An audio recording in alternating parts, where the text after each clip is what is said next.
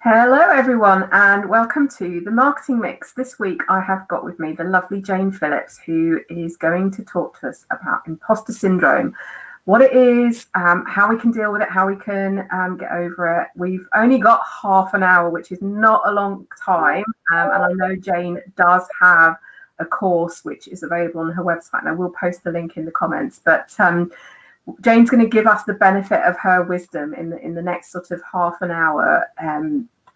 And you can post your questions if you're watching live. Post your questions in the comments, and I will read out as many as I can to Jane. If you want to say hello, I can see people are joining. Just post hello in the comments, and we can see who's on live. And of course, this will be available recorded both on my Facebook page and on my YouTube channel straight after. Hi, Richard. So just before I get Jane to introduce herself, I just want to plug the 10th of August. This is going to be me flying solo on my own, which I haven't done for a long time. So the next Marketing Mix is all about email marketing reports and the impact of Apple's mail privacy protection, which is going to come into force in September, and that's going to impact on your email reports. So join me on the 10th of August, 2:00, and I will talk you through that. So let me hand over to Jane. Jane, can you tell us a bit about yourself and your business? Oh, thank you. Thank you so much. And thank you for inviting me to the Marketing Mix as well. I'm absolutely delighted to be here. So yeah, I run Jane Phillips Coaching, and I work with executives, small business owners and individuals to help them really build their confidence and grow their business. And my specialist topic is imposter syndrome. So I work with individuals and business owners to help them achieve the things that they want to achieve, to help them to overcome imposter syndrome, so that they can, go for that next big opportunity or that big promotion, or help to, have the courage to build their business and therefore earn more money. So yeah, in a nutshell, that's what I do. But I offer that through one-to-one coaching, and I also have a self-paced imposter reset course that I've recently launched. So there's different ways that people can get help from me. Brilliant.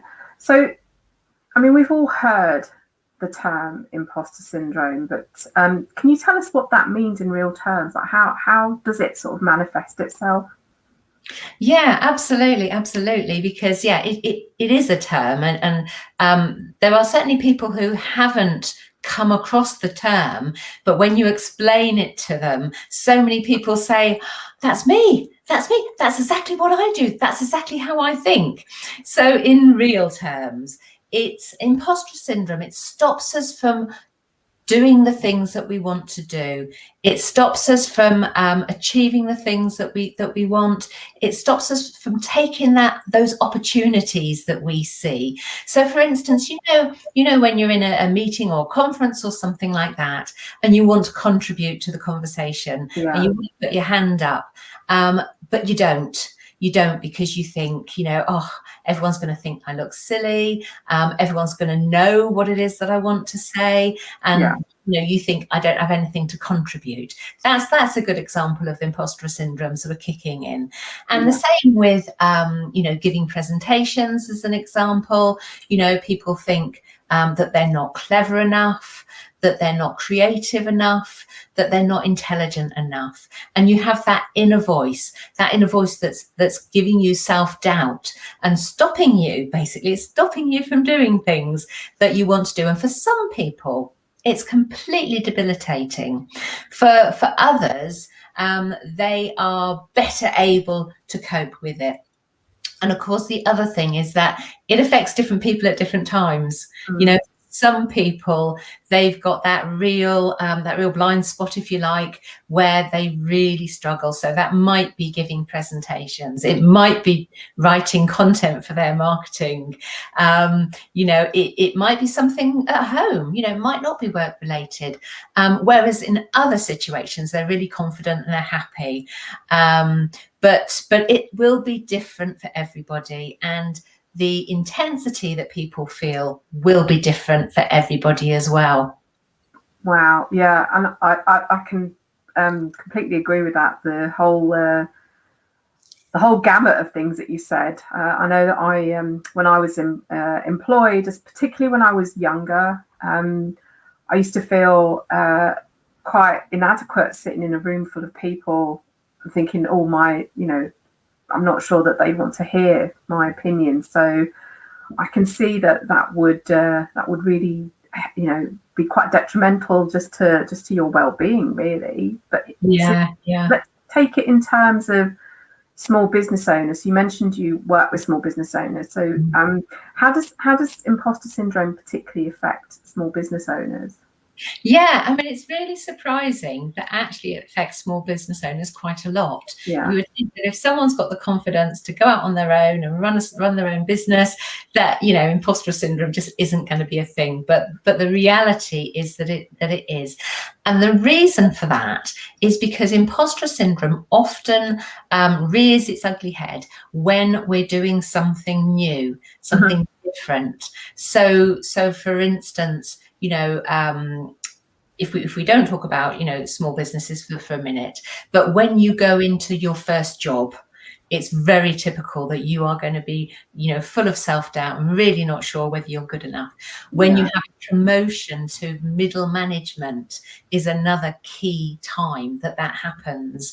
And you can see that where suddenly, you're being promoted, you're having to step up amongst your colleagues, and you're really worried about whether you're good enough or not.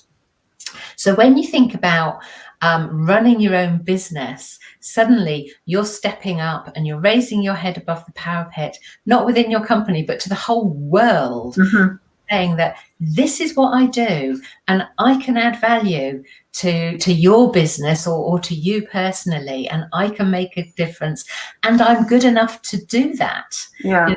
That's what you're saying. So there are so it's not surprising that in spite of knowing that you are good at what you do, you start to doubt whether you're as good as other self-employed people. And then, of course, the other side is that whenever you run either your own business or a very small business, the chances are that you're going to be doing things that you're not trained to do. So, for instance, as a coach, you might not be trained in finance or planning or strategy. It could be that marketing is the really difficult thing. Yeah. Thinking about what it is that you need to say, thinking about who your clients are and getting that right and talking in the right voice. For a lot of people, the marketing and the sales side is actually really difficult, isn't it? And I know that's your field. For sure.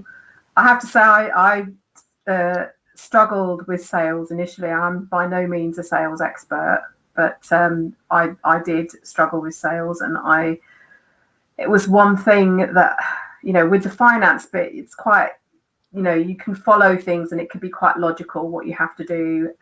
But with sales, there's such a skill to it.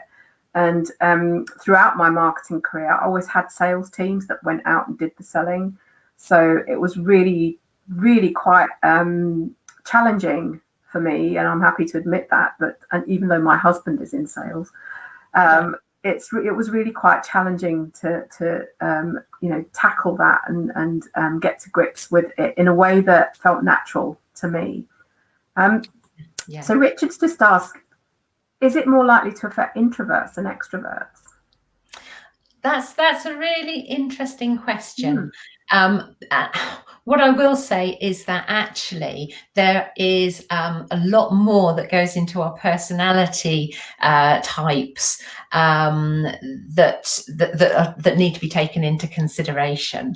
As you know, sometimes there's the 16 personalities, for instance, and introvert and extrovert is only one part of that. And the other thing is that whether you suffer from imposter syndrome, your personality type does play a part in that, but so does all your past experience. So, your experience as a child, your role models, the way you interpreted all the situations and experiences that you had, as well as the types of experiences that you had. So it might be unfair to say, well, all the introverts are more likely to suffer from imposter syndrome than all the extroverts.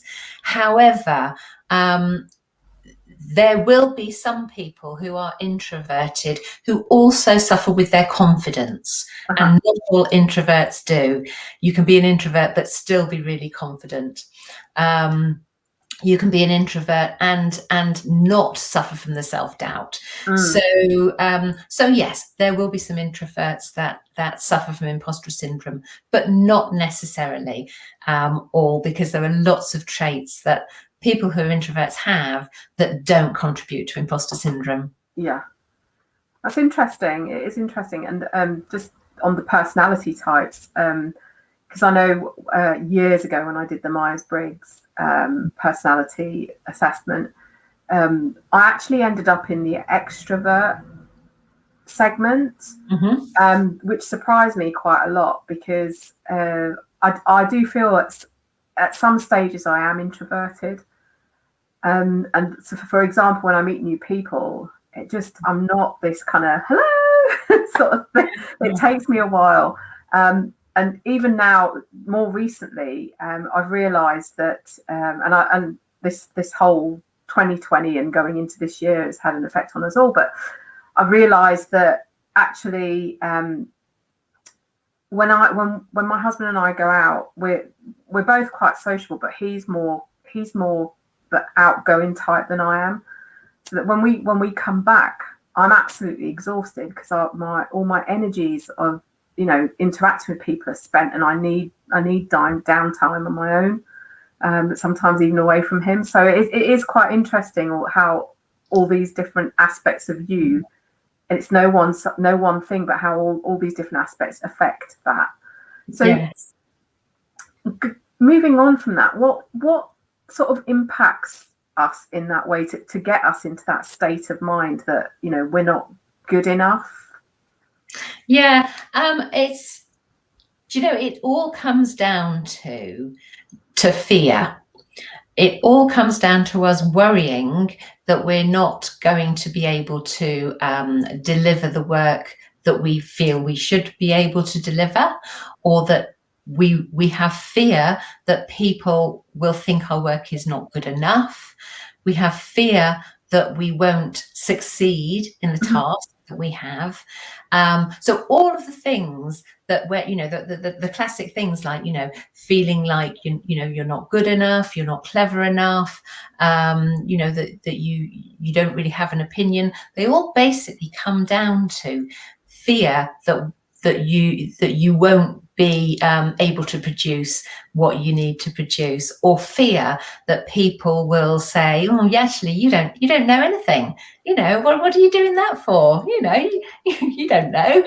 And it is that fear that you have. Yeah. So it's very much an emotional thing.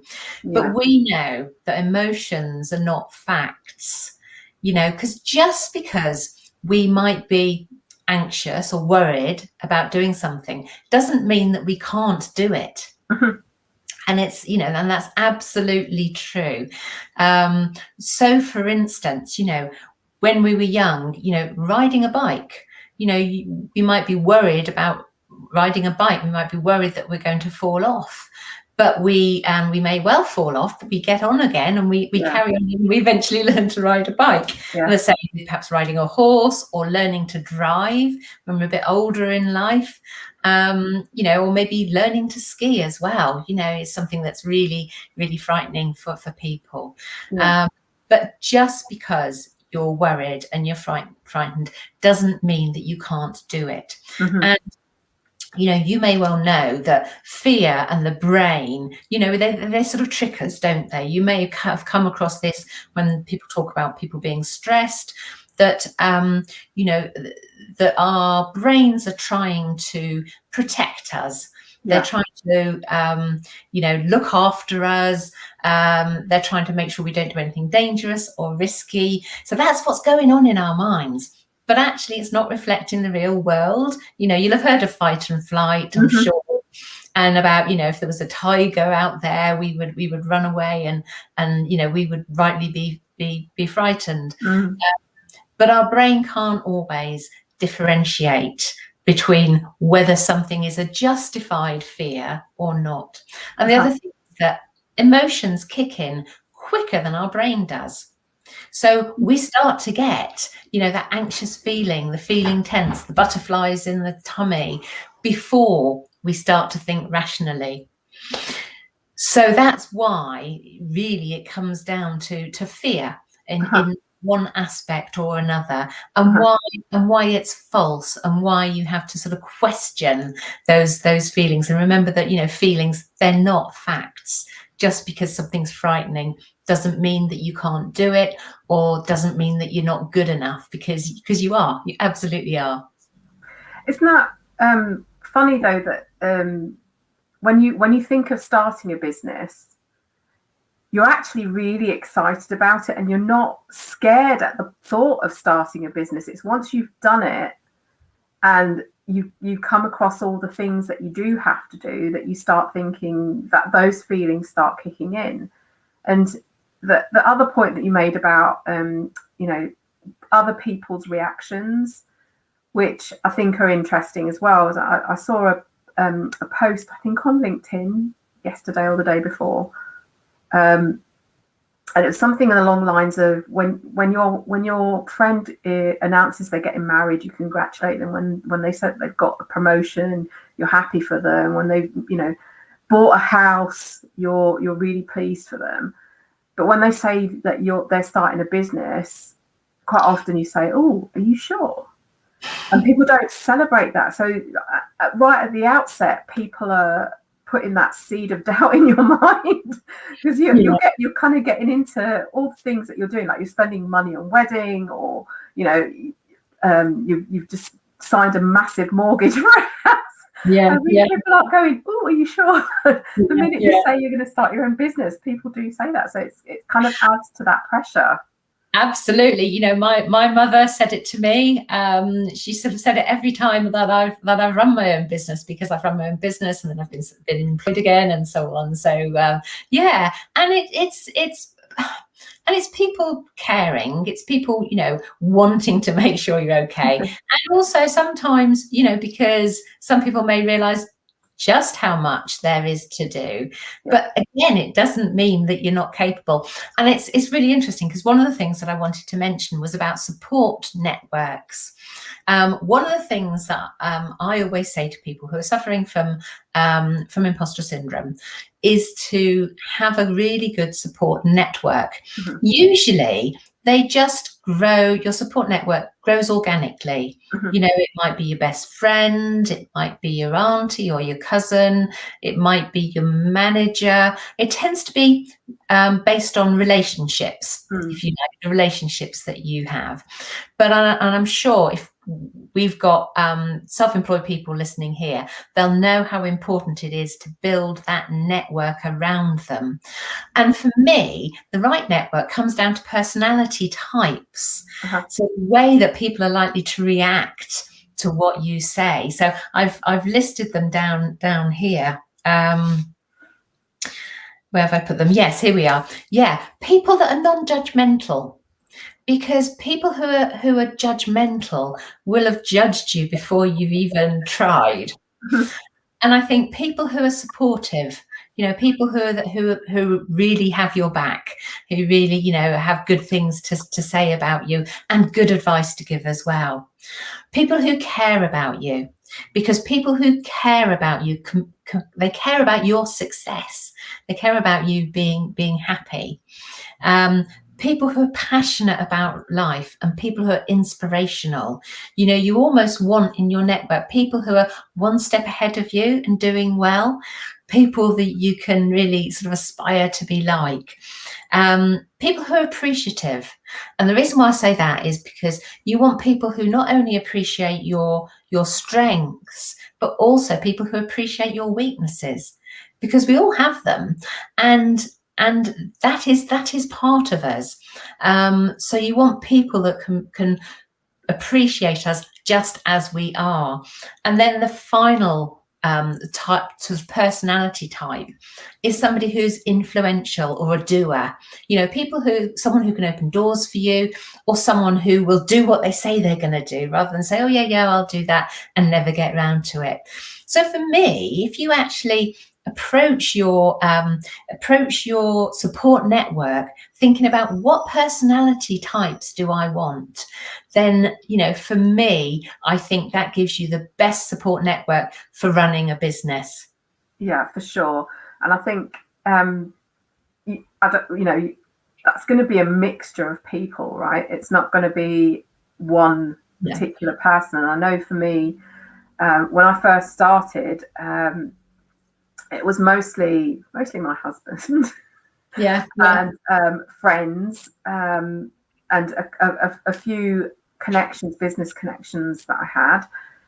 But as I've gone on in my business, it's more and more people that are like me, who run their own business and run it on their own. They typically don't have teams. They work by themselves, and that network has grown. And I know I can pick up the phone to any one of them, and I have done, and just sort of go, oh, I'm thinking of doing this and I'm not sure, and and I will get an honest answer, and it'll be from somebody who understands exactly what my situation is, because they've been in a similar kind of situation. So it's really worth having that network of people around you that really almost bolster you a little bit when you need it, because you can be your own personal cheer squad for so long, but sometimes we all have nagging doubts, and they kick in, and you need people in your corner to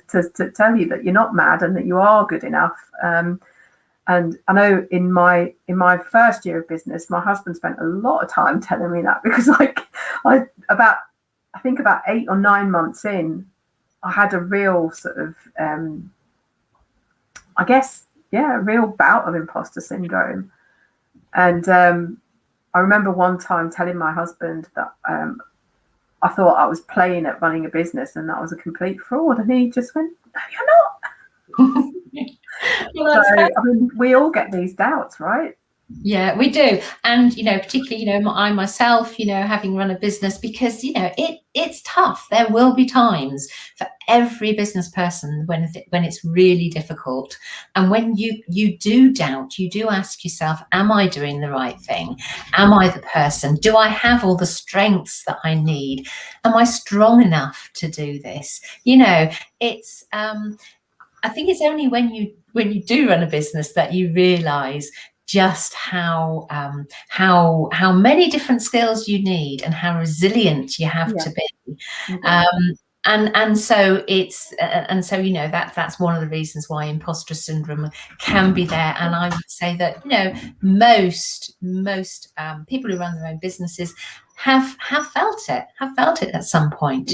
It's a really normal way to feel, but it's what you do about it. That's really important. How can we get over those feelings of being inadequate? I mean, so what tends to happen with imposter syndrome is something like this. You come across something that's a barrier for you. So something that you think, oh, I can't do this, or something that's really worrying you, and you start to feel uncomfortable, you start to feel anxious. The imposter syndrome sort of raises its ugly head, and you start to doubt yourself as well. So then, you start saying, a negative self-talk starts. It starts saying, you're not good enough, you can't do this.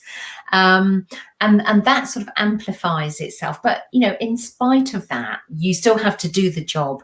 So you can end up either overworking, you can end up trying to over perfect something, you can end up procrastinating, and that means we miss opportunities, and we can end up avoiding stuff, which means that we miss opportunities as well. However, we still do what we need to do, and when somebody says, oh yeah, that was good, we dismiss it, because we still don't believe that we've done it well, and probably because we had to work so hard, or because we were procrastinating, or because actually we missed a really good opportunity. So that is the cycle when you're in imposter syndrome mode. But what you really want it to be like is to recognize that fear and that discomfort that you feel is really normal, really, really normal. Everyone feels it, and it's okay to feel that. So, you're there in that situation again. You get that barrier. There's something that you can't do, or you don't think you can do, and you ask yourself, am I good enough to do this? So you feel discomfort, you feel anxious, you get the butterflies, all the physical symptoms. But the difference is that you then do a reality check. You then think, well, actually, this is just normal. This is how I always feel every time I do something different, every time I do something new, every time I work with a particular person, for instance, and just because I feel like that doesn't mean that I can't do it. And then, think about the previous experiences, remember that. And I know that when last time I felt like this, I was still able to achieve. And if you don't have previous experiences of when you've achieved, because perhaps it is something that's completely new, reach out to that network that I've talked about, reach out to them and get that support, and get people to bolster you and give you the knowledge that you need to feel that you can do it, so that when you do go on and you succeed, you're going to be in a really positive mindset. And when people do compliment you and do give you that success, that acknowledgement or an award, you need to accept it. You need to internalize it. And so many of us don't do that. So many of us will say, oh, if somebody said, oh, you did a really good job then, say, oh, no, it's nothing. Or they'll say, oh, well, it wasn't me, it was someone else who did it. Or, well, we were part of a team, and they dismiss their own contribution. But learning to accept what we've done and understand that was a good job, and just reflect and internalize it, will really help us to overcome our imposter syndrome. It's amazing. I remember again in my first year of business, and a friend of mine she's a mentor, business mentor. She passed a speaking lead to me, and she said, "Oh, this is in Hammersmith, and I'm come down. It's too far for me. Will you go and do it? I'll tell them that you'll come." And I looked at the topic, and I said to her, "Oh, I don't know anything about that. I can't talk about that." And she went, "Of course you can. You can talk about that. You will 100% know more than anyone in that room. I'm going to put your name forward." And I was like, "Oh my God!" And I got there, and I was nervous, and I set up my laptop and got my presentation ready and everything, and I did it. I talked for I think it was an hour session, and I got lots of questions, and then when I said, "Right, thank you everyone, that's it," I got a round of applause. I was absolutely stunned, but it was just such a boost, because I'd felt so nervous and kind of, not being there legitimately. I was kind of subbing for my friend. Yeah.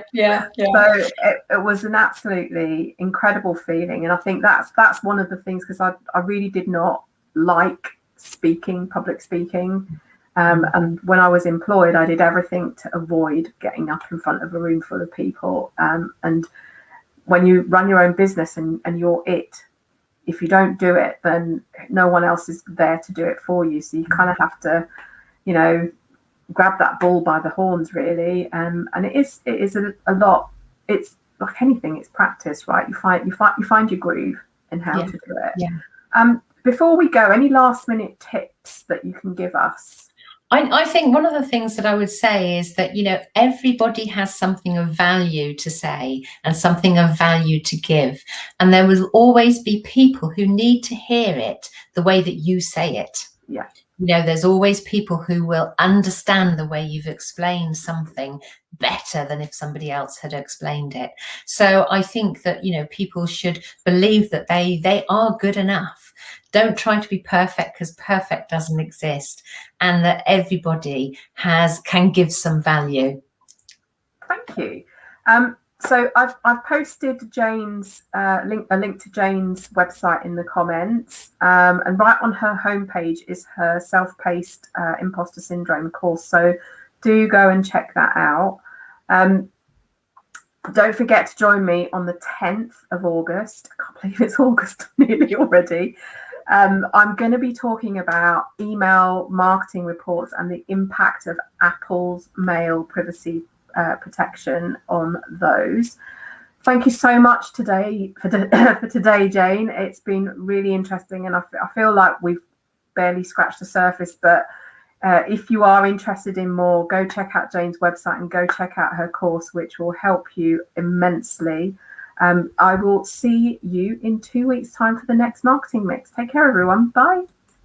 Bye-bye.